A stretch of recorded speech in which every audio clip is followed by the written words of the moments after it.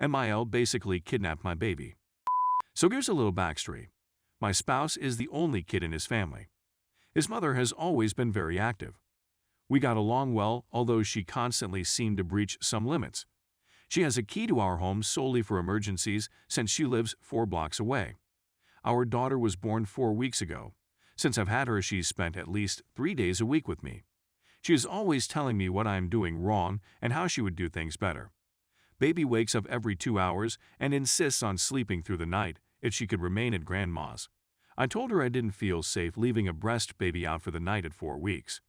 She persisted with the subject last week, no matter how many times I said no. We placed the baby in her crib last night. We quit room sharing since the baby was so noisy that I couldn't sleep, so my husband has been fetching her when it's time to nurse. Husband slept off, and I nodded off as well. I awoke 4 hours later and became concerned since she had not made any noise. I was certain she had died of SIDS. When I entered her room, she was gone. I froze and began yelling her name throughout the house, as if she would appear as if it were all a joke. My spouse awoke in a panic and said, "What's going on?" over and over again. I reached for my phone to dial 911 when I saw a photo message from my mother-in-law showing my sleeping infant in her arms with the description, "Sleep over at Gamgam's." I was instantly outraged. I yelled so loudly that I nearly puked. When I phoned her, I saw crimson. I told her I was going to retrieve the baby and that she would never see her again or contact our family. My husband agreed it would be better if he went to pick her up. When he returned, he claimed his mother decided to allow herself in and give us a break, that she was confident we'd receive the text, and that we'd thank her for a good night's sleep. I couldn't care less. I despise her. This is something I will never forgive her for. My hubby believes I should relax. All we need now is to reclaim our key. I want to divorce him because of his lack of urgency about the matter. We've never had problems previously, but this seems like a deal breaker to me. I always had PPAs, but it's now skyrocketing. I don't feel secure in my own house, even though I live with my family. I despise my mother-in-law. I despise my hubby. I uncontrollably when I think about what occurred. I can't sleep now that I know I won't be able to safeguard my kid while sleeping.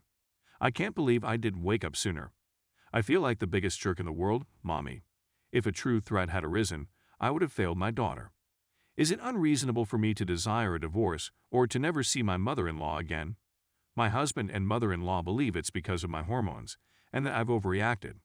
Am I being too dramatic? I simply needed to speak about it with others who weren't engaged. For hundreds of kilometers, I have no friends or relatives. Oh, and she also gave her formula when she was pregnant, but that's the least of my concerns. It still irritates me since nursing has been really difficult for us. I simply wanted to provide everyone with a brief update. I didn't answer, but I read every remark, and the encouragement I received meant a lot to me. Reading them made me cry because I finally felt like someone was on my side. I contacted my mother late yesterday night and booked a motel room. I didn't tell my husband where I was going, but I assured him that the baby and I would be safe. My mother is appalled by what I've gone through. She's boarding a plane today to come assist me. This whole incident has pushed me to the point where I need treatment. Therefore, my first item of business today is to get an appointment with a therapist as soon as possible. I decided to go alone for a bit and then go with my spouse to see if we could get beyond this. Right now, I still don't want to, but I also see that I'm not in a position to make life-changing choices. In any case, I will never return to that home. I'm not sure what my plan is beyond the next few days, so I'm just going to take it day by day for the time being. In terms of my MIL, I'm heading to the police station today to find out how to seek a restraining order. Her and my spouse are often stating that she was unharmed. She was never in danger. I don't agree. My mother-in-law is definitely not psychologically competent of caring for a kid. Who knows what else she would do if she believed she was the only one who knew what was best. Thank you very much to everyone. I can't tell you how much encouragement I've received from strangers on the internet. Story 2. My partner cheated last night and says he disassociated. Following this, we chatted, and I expressed unequivocally that I'm not good with him sleeping with someone on his own. I'd assumed I would be, but when it came to the actual deed, I couldn't. It hurt more than words could ever express. He nodded and said that he was only thinking with his man flesh and would not do it again. We continued to communicate with the lady in issue as casual pals and so forth. He came in again last night after getting off the phone with her. The kids aren't even in bed yet. She wants to come hang out since she hasn't had a good day and could use some time to relax. That's fair, we get along really well. The intention was to break out some of the numerous games we have, like Cards Against Humanity, but they more open up communication between individuals, and it would be just that, no hilarious games and so on, since this is literally the first time we've met. When she arrived, it was about 9 p.m. We began conversing, and after a time, still thinking about the polyamorous relationship thing, I figured it's only fair that I tell her my past, trauma, mental health difficulties, and so on, so she can decide if it's too much to go further.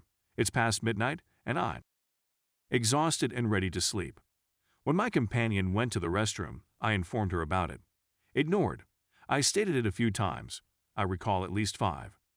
Every time I nodded asleep, she would shake me, poke me, or, at one point, virtually lie on top of me, saying, "Wake up. No sleeping." But then adding, "But I realize you have kids and are surely wrecked." What? I eventually pretend to be sleeping after being ignored for so long. It's 3 a.m. at this point. Finally, she asks if my partner can send her home. No problem, it's a 15-minute drive away, and there's no traffic that early in the morning. Distinguished guests and gentlemen, I remained up till he arrived home at 5 a.m. I query as to what had taken so long, believing that they had just recently began their talk and that time had simply slipped away from him. This happens often when we visit his family in their home. But no, Lord, that is not the case. When this guy looks at me, ladies and gentlemen, he tells me I made a mistake. I had intercourse with her at one point in my life. My body felt like it wasn't even there. It just happened and then hit me, and I got off the bus, dropped my friend off at home, drove about for a bit, and then went back on no, he wasn't drunk. We don't consume any alcoholic beverages. We had unprotected impetuous in the backseat of our automobile. While driving, she had put her hand on his thigh, and it was evident that the situation was progressing quickly. However, here is where I call BS on a grand scale. There are no back roads between our homes and hers. It's all major roads, residential neighborhoods, and such developments. Afterwards, he said that they traveled to a backroad site, which is where the event happened.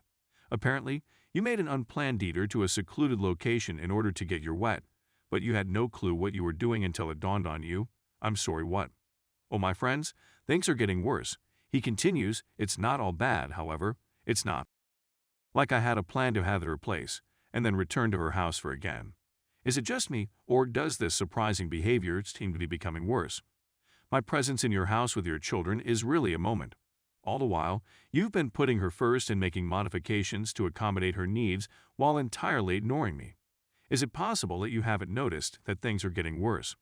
After last week's incident, you didn't seem to recall telling her that I wasn't okay with them having without me there. My mind is blank as to what to do at the moment. Currently, I'm hoping to persuade my mother to take care of our girls so that we may settle this without their presence.